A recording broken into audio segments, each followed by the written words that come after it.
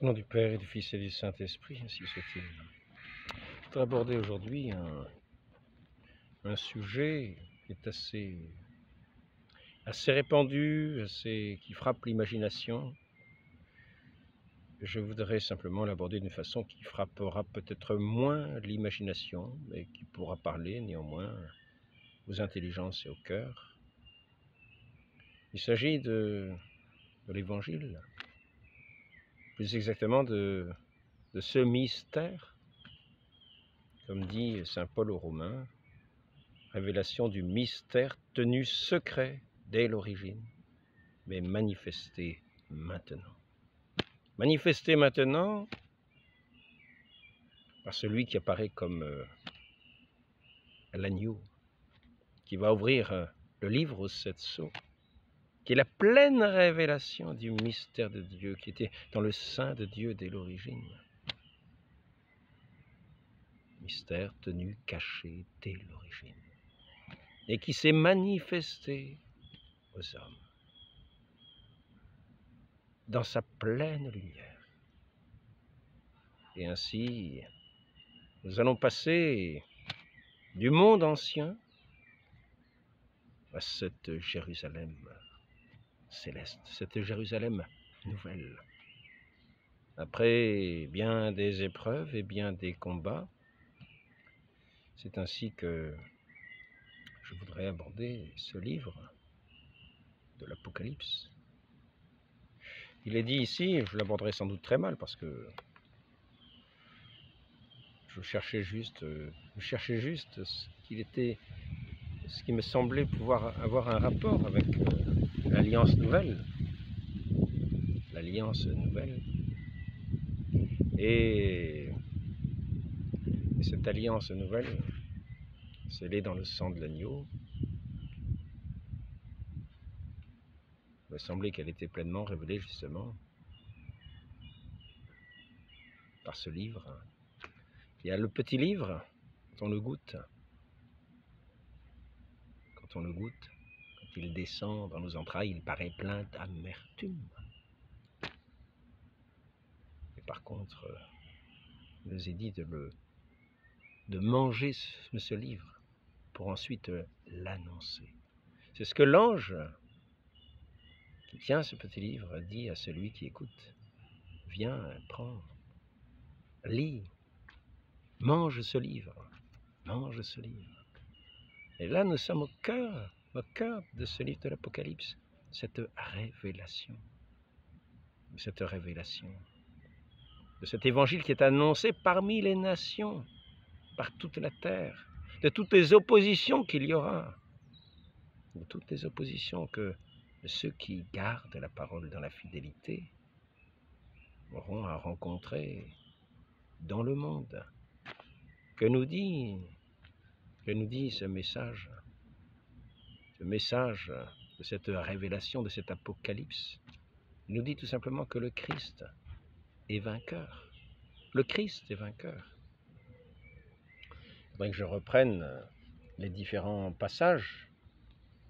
Je voudrais commencer quand même par revenir sur ce mot de révélation qui semble bien signifier la révélation du mystère tenu secret dès l'origine, mais manifesté maintenant.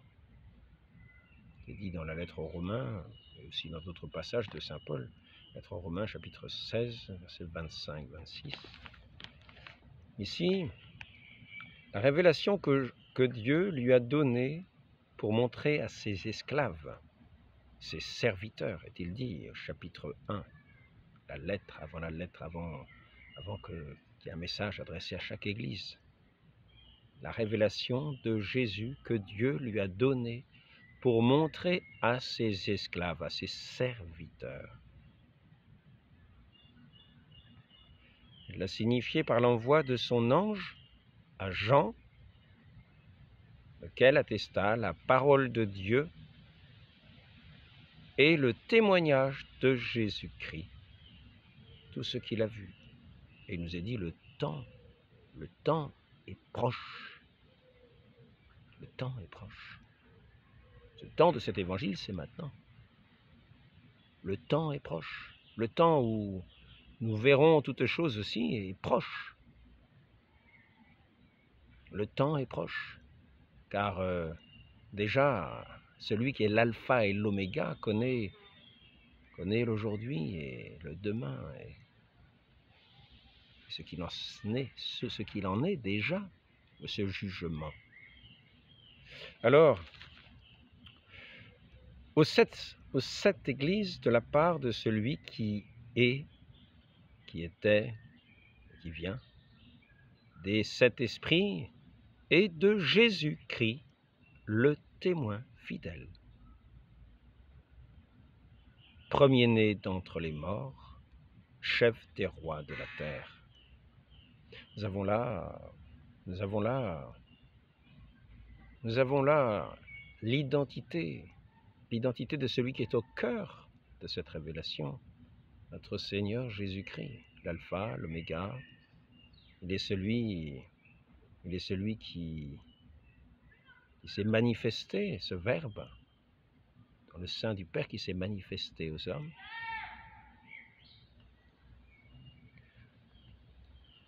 Le témoin fidèle, le premier-né d'entre les morts, le chef des rois de la terre.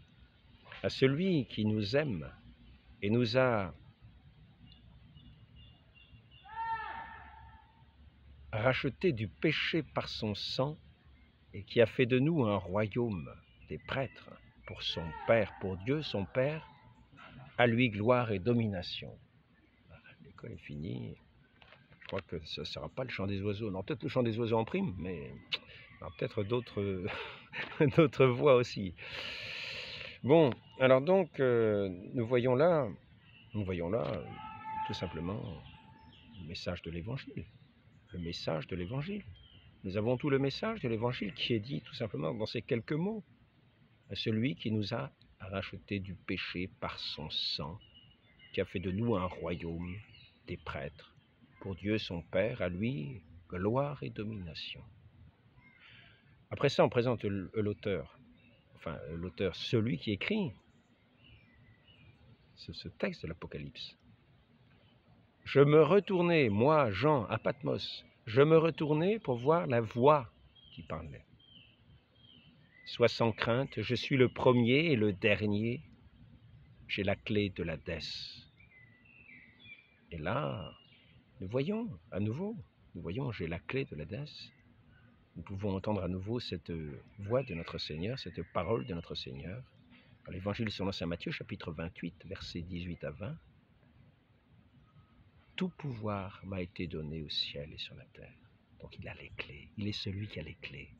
Il est celui qui a remis aussi les clés à Saint Pierre pour fermer le ciel, pour ouvrir le ciel aux pécheurs, pour diriger son Église. Il est celui qui a le pouvoir, parce que le Christ, qui a les clés, lui remet ce pouvoir dans cette cité, dans ce royaume de Dieu déjà présent sur cette terre. Je me retournais pour voir la voix qui parlait, sois sans crainte, je suis le premier et le dernier, j'ai la clé de l'Hadès, tout pouvoir m'a été remis. Ça c'est moi qui ai mis, tout pouvoir m'a été remis, parce que je fais justement le rapport avec cela. Donc après ça, nous avons les différentes lettres aux églises, aux 7 églises. Et je voudrais en venir à la fin, je voudrais en passer directement à la fin, pour montrer le sens de cet évangile. Car lorsque nous arrivons à la fin, dans l'apparition de cette cité céleste, il descend, Dieu parmi les hommes. Il nous est dit tout simplement de mettre toute notre foi en Dieu, que notre Seigneur trône avec le Père sur son trône céleste, et la véritable, qu'il n'y a pas besoin de la lumière du soleil, ni de la lumière ni des étoiles, ni de la lune, non. C'est le Christ qui est notre lumière. Et c'est en lui qu'il faut chercher la lumière. Déjà maintenant, il est celui qui nous éclaire, qui est la lumière du monde, qui est venu dans ce monde pour que tout homme qui vienne en ce monde soit éclairé par sa lumière. En dehors, est-il dit, en dehors, tous ceux qui ne veulent pas, qui n'ont pas cette soif, qui n'ont pas cette soif de ces eaux vives dont il est question un peu plus loin.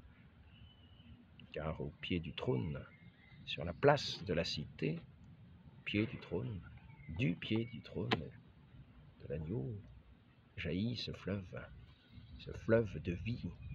Où est planté l'arbre de vie?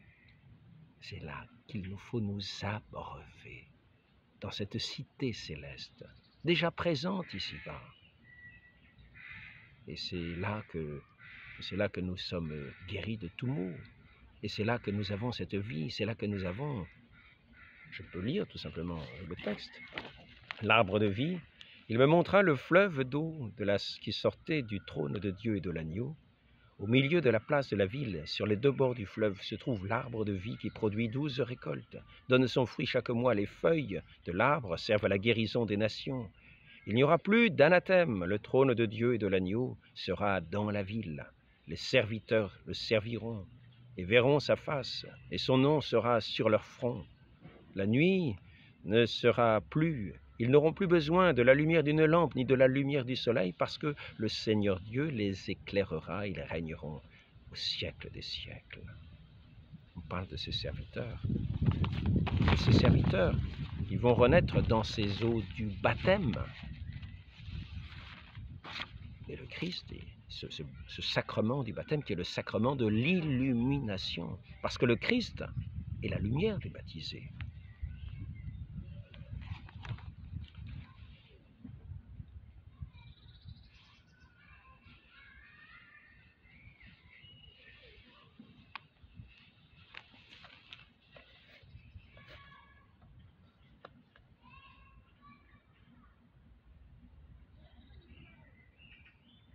Il dit, celui qui a soif, qu'il vienne. Mais qu'il vienne pour avoir de cette eau vive qui donne la vie, l'eau du baptême, l'eau qui, Saint Jean a vu sortir du cœur, du côté du Christ, avec son sang. Pas seulement l'eau, mais le sang, l'eau et le sang.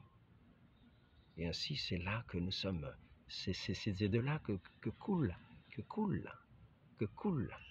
ce fleuve d'eau vive. Par ce sang du Christ qui nous lave de tout péché dans les eaux du baptême et nous redonne vie, nous donne vie à nos âmes. Et ainsi, nous sommes au pied de cet arbre de vie qui est aussi la croix, et le Christ qui est le fruit de vie. Donc, nous pouvons voir du début à la fin de ce livre de l'Apocalypse, nous allons voir qui sont ces croyants, s'adresse aux 7 églises. Quelles sont les récompenses?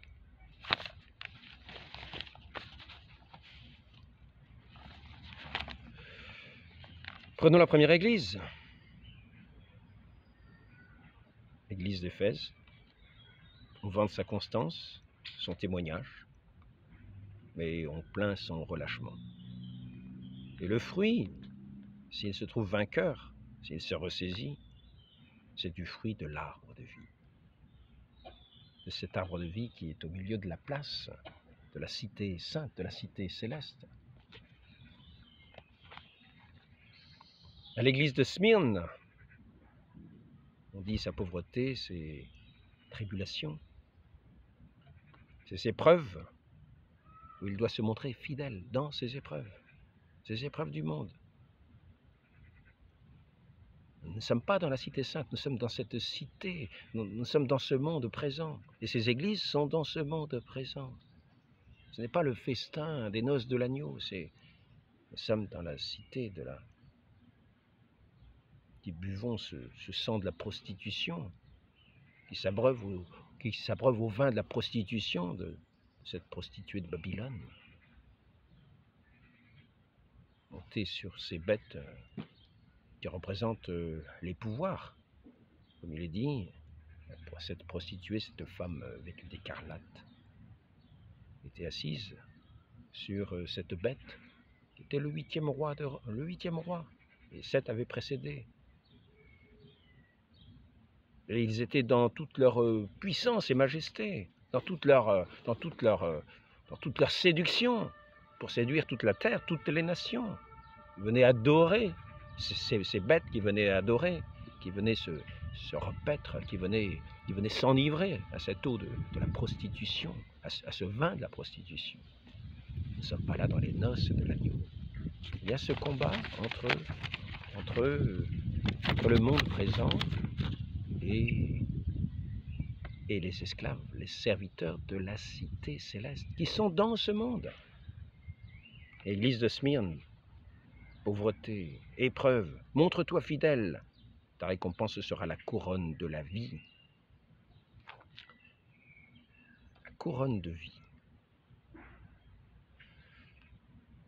Église de Pergame, fidèle, elle est au milieu du trône de Satan. Nous sommes dans un endroit où règne Satan.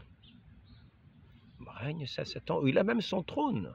C'est à croire qu'on serait presque à Rome, si nous parlons de la ville aux 7 collines, dont on parle à un moment dans cet Apocalypse. Ville aux 7 montagnes, aux 7 collines. Et nous savons que Rome est sise sur 7 collines. Et que c'était la maîtresse de tous les rois de la terre, c'est-à-dire de tout cet empire romain. Donc Smyrne, l'église de Smyrne, non, l'église de Pergame, fidèle au milieu du trône de Satan. Elle demeure fidèle, malgré toutes ces lois iniques, malgré tout ce règne, ces puissances de Satan, elle demeure fidèle. Tous ces fidèles demeurent fidèles. Ils auront comme récompense la manne cachée.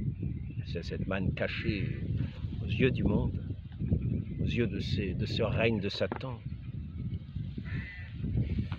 La cité de Thyatire, fidèle et diligent, c'est-à-dire qu'il se met à l'œuvre, dans l'œuvre de Dieu. Et tu laisses faire Jézabel, c'est-à-dire que tu ne t'opposes pas à ces œuvres mauvaises qui sont faites. Tu n'y résistes pas, tu les laisses faire. Presque, d'une certaine manière, tu les justifierais presque, en les laissant faire. Tenez ferme, est-il dit, et la récompense sera, chacun sera jugé selon ses œuvres. Non, on s'adresse aux protestants, c'est pas simplement la foi, c'est selon les œuvres. Oui, les œuvres du monde, les œuvres de cette prostituée, de cette Babylone, et les œuvres de la cité céleste ne sont pas du tout les mêmes. Nous ne sommes pas du tout au même festin. Nous ne sommes pas au même banquet. Et donc, le banquet de la prostituée, ce sont des œuvres de perdition. Celles des noces de l'agneau, ce sont des œuvres de pureté. Ceux qui agissent sont revêtus. Cette église, cette épouse de l'agneau est revêtue de ce lin, de ces œuvres de pureté divine. Donc, il est dit à ceux qui sont dans cette Thyatire, et laisse faire Jézabel, qui sont fidèles et néanmoins diligents, tenez ferme. Je vous donnerai le pouvoir sur les nations. Ici à Sardes, tu es mort. Il s'adresse à des gens qui apparemment étaient bien partis, mais qui maintenant sont comme morts. Il leur reste cependant quelques petits surgeons de vie, quelques petites choses, et alors il faut, dit-il, il faut restaurer, il faut affermir ce qui te reste. Tes œuvres divines, la vie de prière, comme périclitante. Il faut te ressaisir et raffermir ce qui reste.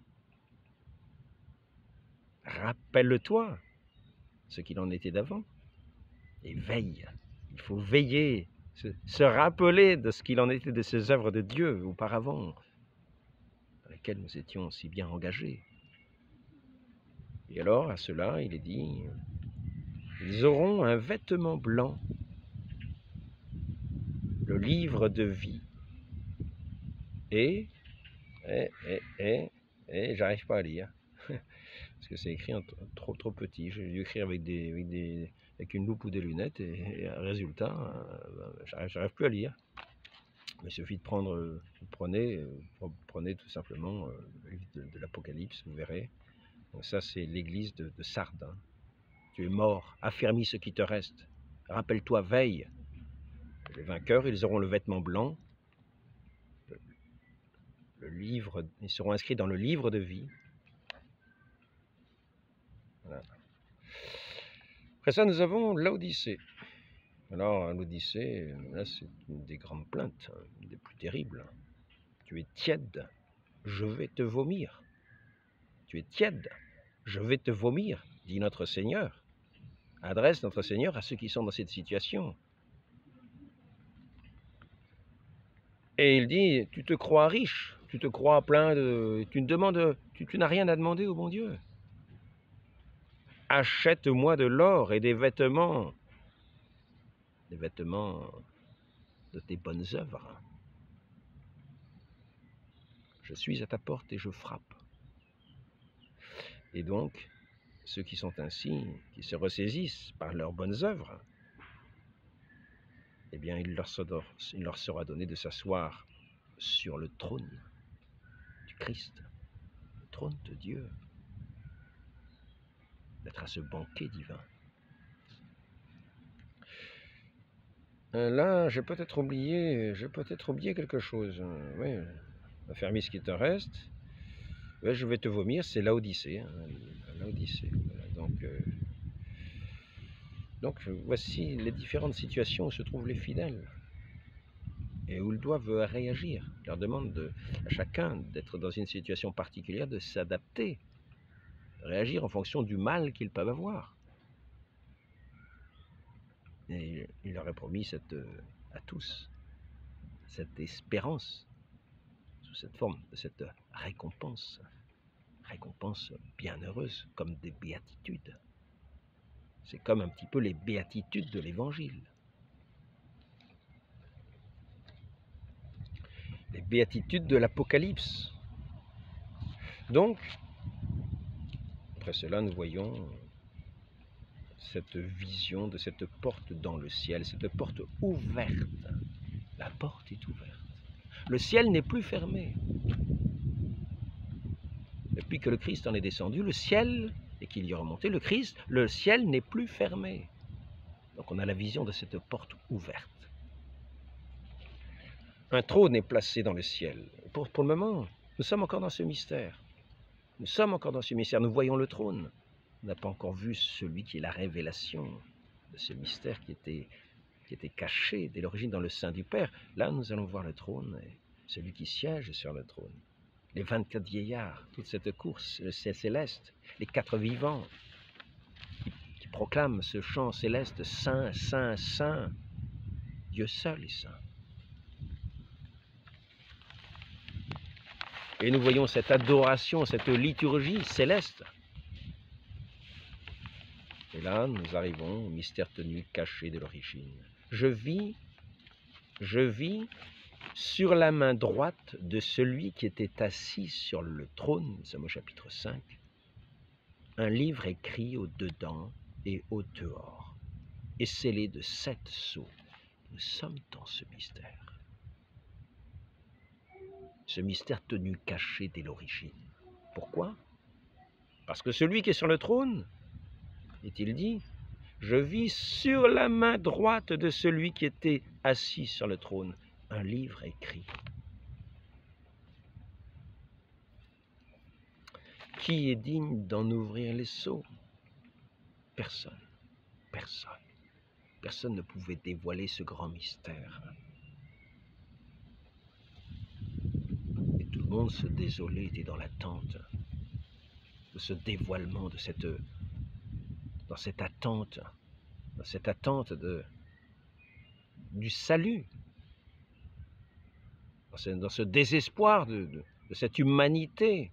Le désespoir est mal choisi, car justement nous sommes en attente, c'est-à-dire que ce n'est pas vraiment le désespoir, Et nous désespérons de ne pas y être. Nous voudrions y être, et l'attente est grande. Et tout le monde se désole de voir que ce livre est scellé, que ce mystère est tenu caché. Et voici que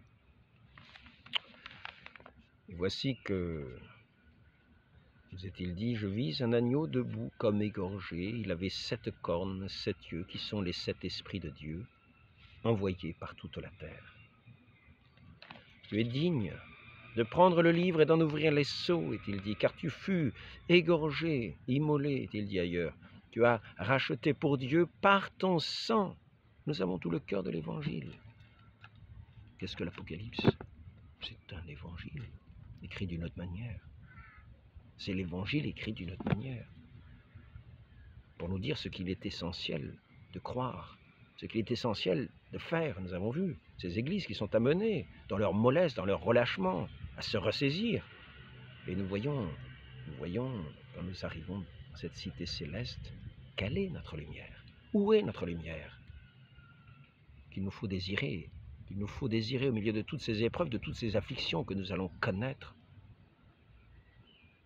Celui qui est déjà victorieux sur le monde, qui a déjà exercé le jugement sur le monde, qui est l'alpha et l'oméga, qui tient les clés de la thèse. Et donc, tu es digne de prendre le livre et d'en ouvrir les sceaux, car tu fus égorgé, tu fus immolé, tu as racheté pour Dieu, par ton sang, les hommes de toutes tribus, langues, peuples et nations, tout le monde, les hommes de toutes les tribus sont rachetés, hommes, femmes, enfants, tout l'univers, personne ne doit désespérer. Ce message s'adresse à tous, c'est le salut qui est proposé à tous les hommes. Celui, et là, nous voyons les anges, les vieillards, par myriades, qui louent le Seigneur, qui louent à celui qui est assis sur le trône et à l'agneau, la louange, la gloire et la domination pour les éternités. Les 4 vivants et les vieillards se prosternèrent dans une adoration unique, du Dieu unique, de cet agneau, avec son Père. Ce Père, cet agneau, le Fils unique de Dieu, qui reçoit même adoration, même gloire, par toute cette cour angélique, céleste. Les anciens qui représentent la sagesse.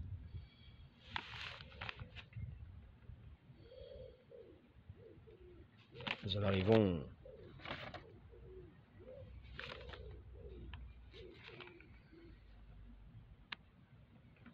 voyons après cela donc les 7 sceaux qui vont être ouverts. Et les 7 sceaux, ce sont des châtiments qui vont venir.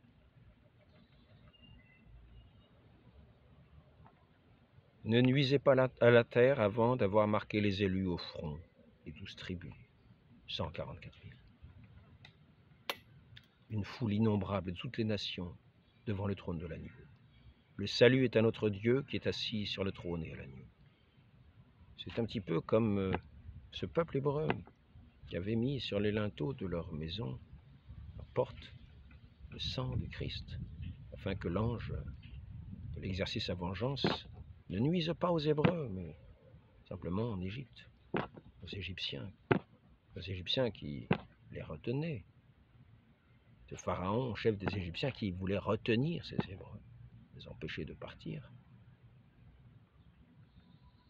Et là, nous voyons que les élus ne vont pas être atteints par cette vengeance, par ces châtiments, par ces...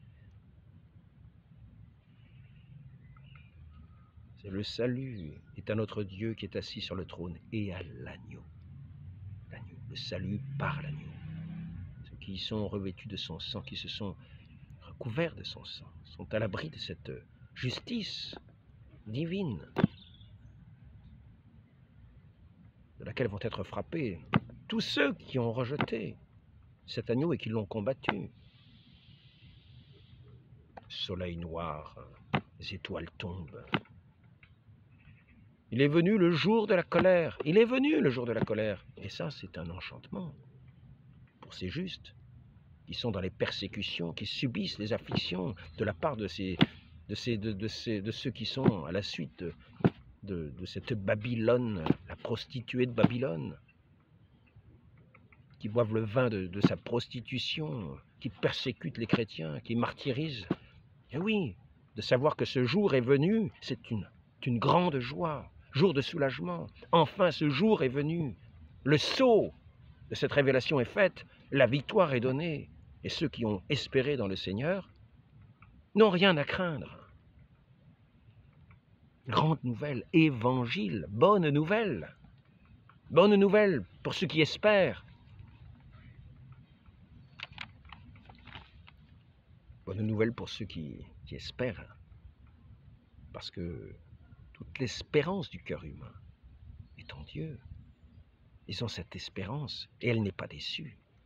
Notre Seigneur est venu pour ceux-là qui entendent et qui reçoivent, qui aiment celui qui a donné sa vie pour eux, qui a versé son sang, cet agneau de Dieu, qui est venu enlever le péché du monde, pour vivre non pas dans le péché, dans la fornication, dans les adultères, mais pour vivre de cette grâce divine, comme dans une eau pure et vive, rafraîchissante, cette joie toute céleste, ces œuvres de bonté, ces œuvres d'amour, ces œuvres de charité. Voilà les vainqueurs, et ils sont heureux que ce grand jour soit venu. Le salut est à notre Dieu qui est assis sur le trône et à l'agneau. Ne nuisez pas à la terre avant d'avoir marqué les élus au front. Voilà, nous avons la multitude, les 12 tribus au complet, les 144 000 et une foule immense. Chapitre 8, cette trompette, la 7e trompette peut-être. Grêle, sang, feu, consume la terre. Tout cela, c'est une désolation. Ce monde, et sa figure va passer. Ce monde et ses richesses et ses faux biens et ses vanités, ça va passer, c'est une vanité. Et la révélation, c'est aussi que tout cela n'est rien qu'un néant et va être anéanti. C'est cela la révélation aussi.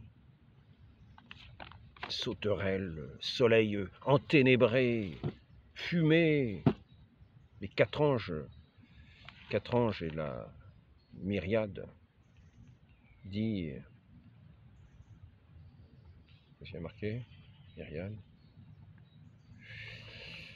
Donc, passons au chapitre 8, passons au chapitre...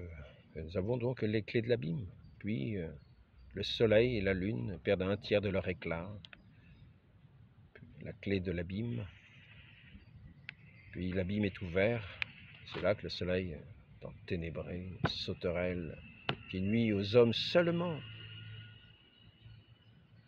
c'est-à-dire à ceux qui ont cette conscience qui va être leur remords, un remords éternel, un remords qui sort de l'abîme, de ces œuvres mauvaises, de ces œuvres qui sortent elles-mêmes de l'abîme, d'un abîme d'obscurité, qui n'ont rien de lumineux, dans le remords permanent. Et donc là, nous avons le petit livre, les 7... bon, ce n'est qu'un aperçu de l'Apocalypse. Mais vous voyez, nous avons là l'Évangile, ce Dieu qui est venu, qui est le Sauveur, et le Sauveur qui nous sauve de cet abîme terrible, cet abîme de mort, de cet abîme de ténèbres, de cet abîme d'amertume, des étoiles absinthes sur les fleuves, des étoiles qui tombent sur les fleuves avec l'amertume de l'absinthe. Tout cela, c'est ce monde. C'est ce monde. Et voici que nous avons cet ange qui tient dans sa main ce livre de l'Évangile.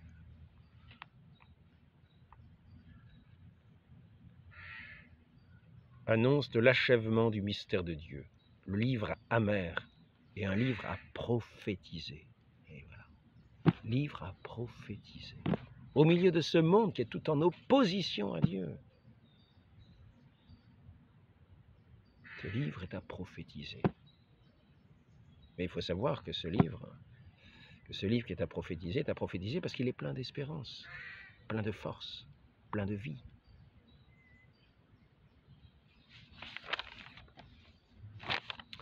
Et que cette révélation nous révèle que la victoire est déjà donnée sur ce monde. À tous ceux qui sont dans ces églises particulières, et qui voient cette Jérusalem céleste qui descend, qui est ce royaume de Dieu, Dieu présent parmi nous. Cette eau vive jaillit du trône de Dieu et de l'agneau. Le témoignage de celui qui est le fidèle, le Christ, qui a versé son sang, témoignage de l'amour du Père pour les hommes, qui donne ses grâces comme un fleuve de vie. Le petit livre annonce de l'achèvement du mystère de Dieu, un livre amer, livre à prophétiser. Il faut de nouveau prophétiser sur les peuples. Là, les questions des témoins, les questions de la bête qui les achèvera lorsqu'ils auront terminé leur témoignage. La Providence fait les choses de cette façon. Lorsque nous avons fait l'œuvre de Dieu, après ça, il nous faut témoigner quelquefois jusqu'au sang. Septième trompette, et ça fait partie aussi de l'œuvre de Dieu, témoigner jusqu'au don de sa vie comme le Christ a donné sa vie. Septième trompette, la royauté du Christ pour les éternités d'éternité. Nous te rendons grâce, elle est venue, ta colère, pour juger les vivants et les morts, récompenser tes prophètes. Voilà l'espérance.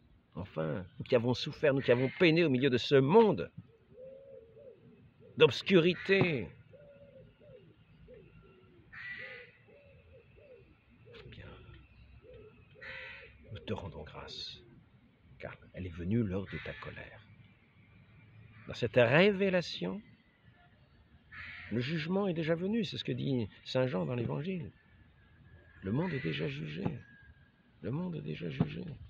La victoire du Christ est déjà acquise. Et nous qui sommes, espérons-le, munis, nous sommes cette cité céleste, l'épouse de l'agneau. Nous savons cela, nous avons cette espérance, nous avons cette foi, nous avons cette vie, nous qui nous abreuvons à cette vie, nous qui nous abreuvons au corps même du Christ.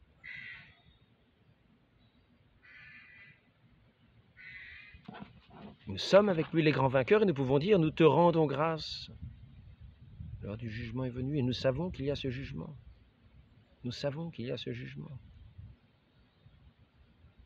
Pour juger les vivants et les morts, récompenser tes prophètes. Le sanctuaire de Dieu s'ouvrit et l'arche de son alliance, éclair, voix, tonnerre. Et là, nous avons les différents signes. Après l'heure de la vengeance, nous voyons les différents signes. La femme enveloppée de soleil, toujours poursuivie par ce dragon infernal, qui veut empêcher cette œuvre de rédemption de se faire pour anéantir l'enfant de la femme. L'accusateur de nos frères est rejeté par les paroles dont ils furent les témoins. C'est ceux qui ont ce livre, ce petit livre, qui prophétise. L'accusateur de nos frères est rejeté par la parole dont ils furent les témoins. Ceux qui l'écoutent s'abreuvent à cette eau vive. Et le monde est vaincu devant eux. Notre victoire sur le monde, c'est notre foi. Le diable n'a que peu de temps pour faire la guerre à ceux qui gardent le témoignage de Jésus. Il se tint sur les sables de la mer, les sables mouvants. C'est le monstre, c'est le diable qui se tint sur les sables de la mer et les sables de la mer. J'ai marqué sables mouvants, contrairement au roc de l'Église, fondé sur le solide. Le roc de cette foi. Le roc de cette foi qu'a prophétisé Saint Pierre, qui est le Christ, le Fils du Dieu vivant. Je bâtirai mon Église. Tu es Pierre, Simon, tu seras Pierre. Sur cette pierre, je bâtirai mon Église. Je te donnerai les clés du royaume. Moi qui ai les clés d'Hadès, je te donnerai les clés du royaume. Donc nous voyons que cet Apocalypse, ce livre de l'Apocalypse, c'est l'Évangile. C'est tout simplement l'Évangile. Il y en a qui vont chercher, peut-être il y a des choses,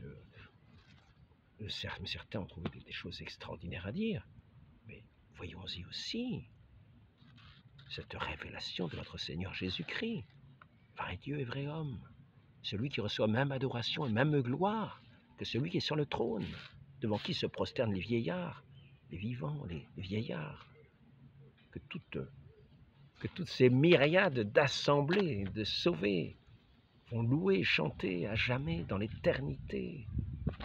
Ce chef de ces armées célestes, vainqueur de ces armées de Satan. Je ne vais pas faire durer longtemps. Bête de la mer, chapitre 13, je crois. Ah non, ça c'est, si, peut-être, bête de la mer, les adversaires de l'annonce de l'évangile, les adversaires. La bête de la mer, opposition à l'évangile et aux saints. Alors on a donné le pouvoir, avec le 666, on dit qu'on a donné le pouvoir de vaincre les saints. Ça ne veut pas dire qu'ils vont être vaincus. Ça veut dire qu'ils ont le pouvoir, que tous ceux qui sont dans cette opposition aux saints, avec cette bête de la mer, ou bien alors l'autre, cette bête qui vient de la terre, sont ceux qui ont le pouvoir, il leur est donné le pouvoir de vaincre les saints. Mais nous savons bien que celui qui ne se laisse pas vaincre, que celui qui est en Dieu, il est invincible. Donc on a le pouvoir de vaincre les saints que si on cède aux tentations, de ces séducteurs. Mais si on ne cède pas aux tentations, ils ont le pouvoir de vaincre par leur séduction si on se laisse séduire. Il n'est pas dit qu'ils les vainquent. On a été donné le pouvoir de vaincre les saints. Il n'est pas dit qu'ils sont vaincus. Certains se laisseront peut-être séduire et vaincre. Et ce qui nous est dit, nous, dans la lettre 7 d'Église, c'est de tenir bon et sachons quelle est la récompense de ceux qui sont fidèles. Ils veillent. Ils sont diligents dans les œuvres. Donc, la victoire de l'agneau et les vierges qui sont restées pures, est-il dit, avec les femmes qui suivent l'agneau, ça veut dire qui écoutent sa parole, qui le suivent. Celui qui ne porte pas sa croix à ma suite tous les jours n'est pas digne de moi. Il faut le suivre, notre Seigneur. À l'écoute de sa parole. Et donc, tout cela, les 144 000 chantent ce cantique nouveau de l'Évangile. Ce n'est pas l'Évangile du monde, qui n'est pas la malédiction du monde. Car l'Évangile veut dire bonne nouvelle. Dans leur bouche, on ne trouve pas de mensonge. Donc là, nous avons aussi ce qu'il nous faut comme conduite à tenir, avoir le cœur pur, suivre l'enseignement de notre Seigneur par les œuvres et ne pas avoir le mensonge aux lèvres. Après ça, il y a un 5e signe des 3 anges, l'ange de l'annonce de l'évangile, de conversion. Il nous invite à nous convertir. Le 2e ange, c'est celui qui annonce la chute de Babylone. Alors qu'il nous annonce que ce n'est pas la peine de rester dedans. C'est la chute de Babylone. Devant Dieu, Babylone est déjà a déjà chuté. Maintenant, le 3e ange, il annonce le jugement de ceux qui adorent la bête et de ceux qui suivent le Christ, c'est-à-dire les châtiments et les récompenses. Ensuite, nous passons au 6e signe, le Fils de l'homme. Le Fils de l'homme, c'est la grande révélation. Le Fils de l'homme sur les nuées, comme le Christ disait, viendrait sur les nuées. Et c'est le moment quand il paraît devant Caïphe, vous verrez le Fils de l'homme sur les nuées. Là, il vient pour le jugement. Lui qui a les clés de l'Hadès, lui qui a les clés, lui qui a reçu tout pouvoir au ciel et sur la terre. Sur les nuées, la couronne d'or et la faucille, couronnée d'or et la faucille, c'est l'heure du jugement. Eh oui, et ceux qui agissent, ils vont être engrangés dans le vin de la colère de Dieu. Chacun aura selon ses œuvres. La moisson est bonne. Ça y est, notre Seigneur est là, triomphe. Le jugement est déjà, d'une certaine manière, lui qui est l'alpha et l'oméga, qui connaît toutes choses. Donc il est là, triomphant. C'est lui, on peut dire, le maître de l'histoire. C'est un terme qui est utilisé, peut-être pas un très bon terme. Celui qui est et cette couronne d'or, pas de pacotille, la faucille. L'heure est venue de moissonner, les raisins sont à point pour aller dans la grande cuve de la fureur de Dieu. Mais jusqu'à quand, Seigneur, laisserez-vous agir les gens de cette manière? Jusqu'à quand? Quand nous accorderez-vous notre récompense? Quand nous accorderez-vous notre récompense? Et là, l'heure est venue de moissonner. Après ça, nous avons le chapitre 15, les 7 signes, le 7e signe, les 7 anges et les 7 plaies, rétribution. Toi seul es saint. Il est vainqueur, debout sur la mer de feu. Mer de feu, pour ceux qui vont passer à ce jugement, j'aime mieux vous dire, c'est pas très encourageant.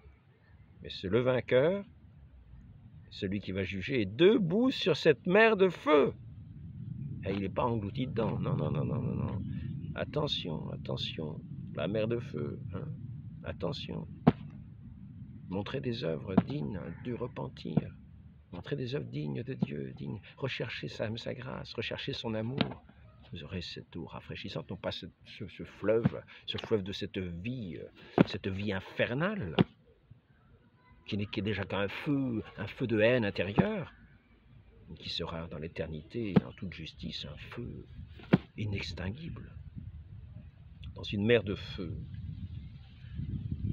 La tente du témoignage est ouverte et nous avons là les 7 plaies. Ulcères, pour ceux qui sont marqués par la bête, le sang sur la mer, la mort, le sang sur les fleuves. Ils ont versé le sang des prophètes. Il est juste qu'ils boivent de ce sang sur les fleuves. Tu es juste, est-il dit, parce qu'effectivement, toutes ces abominations sont des ulcères, sont des œuvres sanguinaires, et ils ont leur récompense. Sur le soleil, qu'on croit être éclatant, qui n'est qu'un soleil de ténèbres, pour brûler les hommes. Blasphème sans repentance, sur le trône de la bête. La vengeance, la coupe sera versée aussi sur le trône de la bête, sur celui qu'on croyait tout-puissant, sur celui qui, dis donc, oui, on va chercher des faveurs de cette grande bête toute-puissante, mais non, sur ce trône de la bête aussi est versée la coupe, enténébrée, douleur, etc., sur le grand fleuve, et qu'il dessécha, pour le grand jour du Tout-Puissant, et dans l'air, c'est l'ébranlement universel. Alors qu'il y a ce rassemblement de l'armée du dragon, de Satan, qui se prépare qui se rassemble de tous les horizons pour lutter contre Dieu et contre le Christ, eh bien, la coupe est versée sur l'air. Et c'est l'ébranlement universel. Je vais peut-être arrêter là. Voyons ensuite en particulier, peut-être je vais sauter quelques passages. Voyons l'un des anges qui dit, voilà, je vais te montrer maintenant ce que c'est que la grande prostituée de Babylone. On voit cette femme écarlate, couverte de noms blasphématoires. Voilà, on découvre ce que c'est que ce monde, plein de noms blasphématoires. C'est ce que l'on découvre. Tiens, c'est le cahier qui fait que c'est un nouveau reflet. Donc les 7 têtes, les 7 collines. Hein, les 7 têtes, c'est les 7 collines où réside la femme. Les 7 collines de Rome. Et les 7 rois. Les eaux à côté desquelles elle se trouve, c'est la multitude des peuples qui sont séduits. La grande cité qui règne sur les rois de la terre, et qui ont leur jugement. Le trône, la coupe est versée sur ce trône. Donc nous avons, chapitre 18, la chute de Babylone, les ruinés avec ceux qui espéraient en elle. Le monde et sa richesse passent en un clin d'œil. 1000 ans est comme un jour. Ne pas nous fier ne pas compter sur, mais nous mettre plutôt, nous qui aspirons à la cité céleste, soyons illuminés par la lumière du Christ. Il n'y a pas besoin de lampe ni de la lumière du soleil, non, c'est le Christ qui sera la lumière de ceux qui sont dans cette cité sainte. Et en dehors, tous ceux qui font ces œuvres des bêtes, ces œuvres diaboliques, ces œuvres néfastes, ces œuvres de perversion, ces œuvres de la prostituée, Non, il nous faut un cœur pur pour aimer Dieu, du pur amour de Dieu qu'il nous communique, de cette joie, de cette paix, de cette douceur, de cette communication, cet amour. Chapitre 18, toujours, Babylone anéantie, précipitée. On en voit la meule, comme une grosse meule dans la mer qui va faire disparaître Babylone en un clin d'œil, et tous ceux qui espéraient en elle, tous leurs espoirs en elle sont anéantis du seul coup. Les noces de l'agneau, son épouse, une église des multitudes revêtue de lin, pure des œuvres de Dieu. C'est la différence. Nous ne sommes pas Babylone la grande, non, nous sommes avec les noces de l'agneau, pour ceux qui ont mis leur confiance, leur foi en lui, qui font ses œuvres. L'ange nous dit, c'est Dieu que tu dois adorer. C'est l'évangile, tout l'évangile, c'est Dieu que tu dois adorer. Ce sont des rappels permanents. Chapitre 19, le Verbe de Dieu sur un cheval blanc. Il juge et combat avec justice, avec les armées du ciel, le roi des rois, le Seigneur des seigneurs. Il va exercer la vengeance de Dieu, la victoire de l'armée de Dieu sur l'armée de la bête, jetée dans l'étang de feu. Lui qui était victorieux se tenait sur l'étang de feu, debout sur l'étang de feu. Et toutes ces armées qui sont bien séduisantes aux yeux de beaucoup, aux yeux du monde, sont vaincues, ne tiennent pas devant la vérité. Le mensonge est dissipé. Ces montagnes, ceux qui paraissent des montagnes, fondent comme de la cire devant le feu. Voilà. Le Verbe de Dieu. Chapitre 20. Un ange descend avec la clé de l'abîme. Satan est enchaîné pour 1000 ans. Ça, c'est la première fois. Rétablissement des fidèles sur les trônes pour juger. Les élus règnent avec le Christ pour 1000 ans, après la première résurrection. Puis Gog et Magog, et c'est l'ultime bataille, investissent toute la terre. Toute la terre est investie. Et un feu du ciel anéantit cette armée terrible. C'est un résumé. Vous avez un aperçu de l'ensemble de l'Apocalypse. Finalement, l'étang de feu, toute cette armée disparaît dans cet étang de feu. Le diable, auprès de la bête et du faux prophète, pour les siècles. Là, c'est terminé. C'est pas pour 1000 ans, c'est pour les siècles. Et par contre, nous voyons apparaître ce trône blanc, le livre de vie. Chacun est jugé selon ses œuvres. Il faut être inscrit dans ce livre de vie. Le livre de vie. Le Verbe de Dieu. Il est le chemin, la vérité, la vie. Soyons-lui unis. Agissons selon sa parole, son enseignement, ayant nos cœurs auprès de lui dans le ciel. Ce livre de vie, qui est la récompense. Nous avons vu à la Odyssée, que c'était comme ceux qui avaient le livre de vie. Église d'Éphèse, fruit de l'arbre de vie, manne cachée. Qu'est-ce que c'est ça? Et voici le livre de vie. Ici, le livre de vie, c'est pour la cité de Sardes, je crois. Tu es mort, affermis ce qui te reste. Rappelle-toi tes anciens jours, rappelle-toi ces jours. Tu avais cette ferveur, veille. Les vainqueurs leur sont donné le vêtement blanc et le livre de vie. J'arrive pas à lire la suite. Donc on va en arriver à la fin, parce que ça commence à faire déjà...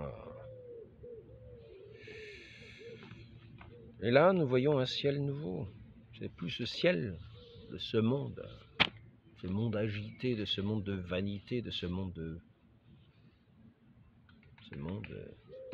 tel qu'il est décrit. Nous avons un ciel nouveau, une terre nouvelle. Jérusalem nouvelle descend du ciel. Voici la demeure de Dieu parmi les hommes. L'Église est déjà cette demeure de Dieu parmi les hommes. Nous allons près de l'autel, nous recevons l'agneau de Dieu des mains du prêtre. Nous avons cette manne cachée. Il nous faut être revêtus du vêtement blanc, c'est-à-dire avoir demandé pardon de nos offenses, avoir fait repentance, être allé auprès du prêtre, le ministre du Christ, cet autre Christ, pour recevoir le pardon des péchés en vertu de son sang versé, du sang de cet agneau. Et nous sommes à la source de cette eau vive. nous qui avons été plongés dedans par les eaux du baptême, nous allons à cet autel au cœur de l'Église, de celui qui est notre lumière, de celui qui est notre tout, notre joie, toute notre vie, notre vie. Donc la mort ne sera plus. Je fais toutes choses nouvelles. Et nous sommes faits, nous, des êtres, des créatures nouvelles. Ce que nous dit saint Paul, celui qui siège sur le trône. Un des 7 anges qui tenait les 7 coupes dit, viens, parce que tout à l'heure, un des 7 anges qui tenait les 7 coupes de cette